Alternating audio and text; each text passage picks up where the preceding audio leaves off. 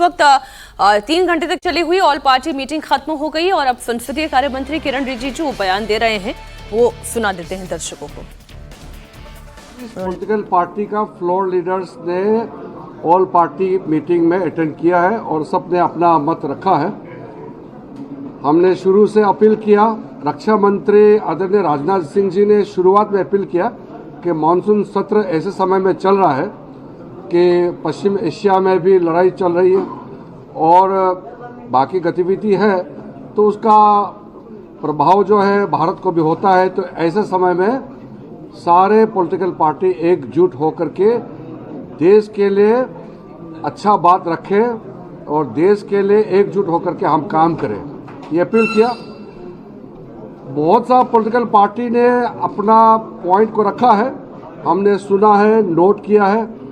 कई सुझाव आए, हमने सुझाव को नोट किया है। ऐसा ऑल पार्टी मीटिंग में अलग अलग मत तो होता ही है और संसदीय लोकतंत्र में सब पार्टी को अपने बात बोलने का पूरा आज़ादी है।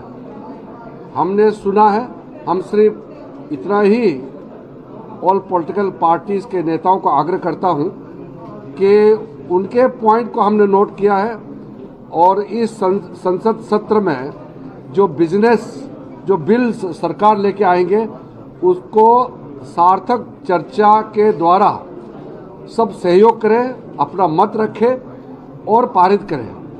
क्योंकि आपने देखा होगा पॉलिटिकल पार्टीज, कोई भी राजनीतिक दल अगर विषय पे चर्चा नहीं करते हैं, सिर्फ नारेबाजी करते हैं, तो राजनीतिक नुकसान होता है। ये सब ने देखा है। ये एक पार्टी का सवाल नहीं है, कोई भी राजनीतिक दल अगर चर्चा से दूर रह करके हंगामा करता है, उससे राजनीतिक लाभ नहीं मिलता है। ये प्रूव हो चुका है। इसलिए सब पार्टिसिपेट करें, चर्चा में सब भाग लें। चर्चा में भाग लेंगे तो वॉकआउट कर देंगे।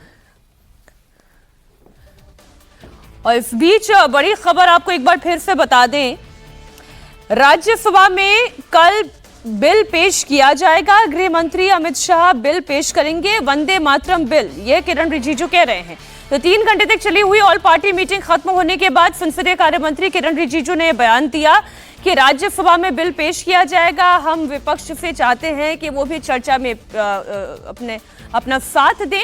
और रही बात जो आज सांकेतिक बहिष्कार हुआ है और जिन मसलों को लेकर यह बहिष्कार हुआ है, इस पर भी उन्होंने जवाब दिया। अब यहाँ से मसला खत्म हो रहा है हर्षवर्धन जी, या नया किक स्टार्ट है?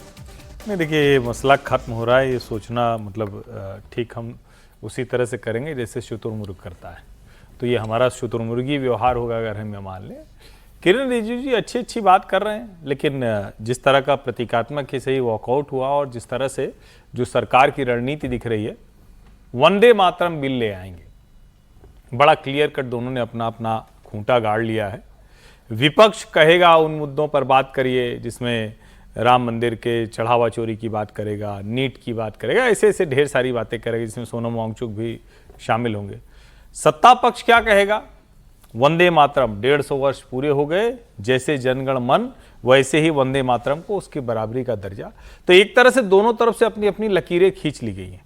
दूसरा, जो अमित शाह ने बिल गिरने से लेकर इस सत्र की शुरुआत तक किया है, उसका भी असर दिखेगा। जो एनसीपीआई पैदा हो गई, जो शिवसेना अचानक 13 सांसदों वाली पार्टी हो गई। अच्छा, शिवसेना तो शिंदे जी की है, वो शिवसेना शिंदे नहीं, शिवसेना ही है।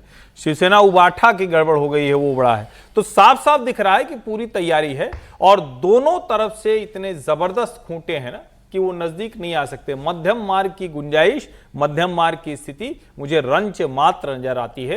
ये सत्र अगर ठीक से चल पाए तो मतलब फिर ईश्वर की बड़ी कृपा होगी, बस इतना ही मुझे लगता है। कतई कोई सहयोग की या समन्वय की कोई गुंजाइश नहीं। दोनों समन्वय चाहते भी नहीं, वो चाहते हैं कि ऐसे ही चले। देखिए, इंपॉर्टेंट बिल हैं इस बार। देखिए, मॉनसून सत्र बिना बारिश के धुल जाएगा, लगता तो ऐसे ही है। देखिए, फिर भी सरकार की तरफ से तो एजेंडा है ही। इनकम टैक्स को लेकर एक बिल है, सुप्रीम कोर्ट के जजेस की संख्या को लेकर एक बिल है, फॉरेन कंट्रीब्यूशन को लेकर बिल है, तो उस वहाँ पे उनके इम्पोर्टेंट एमएसएमई को लेकर बिल है, तो उनके लिए इम्पोर्टेंट है। और सबसे बड़ा बिल तो आप डिलिमिटेशन का है।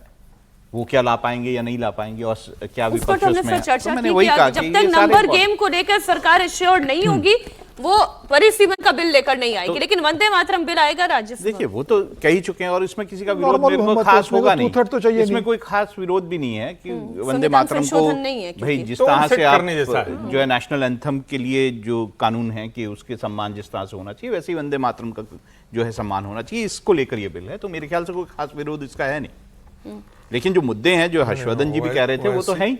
वैसे इसका विरोध करेंगे, ऐसा नहीं है कि इसका विरोध नहीं होगा। मुझे लगता है कि वंदे मातरम बिल पर जो है ओवैसी का विरोध होगा और कुछ और पार्टियां उनके समर्थन में आकर के खड़ी हो सकती हैं। जी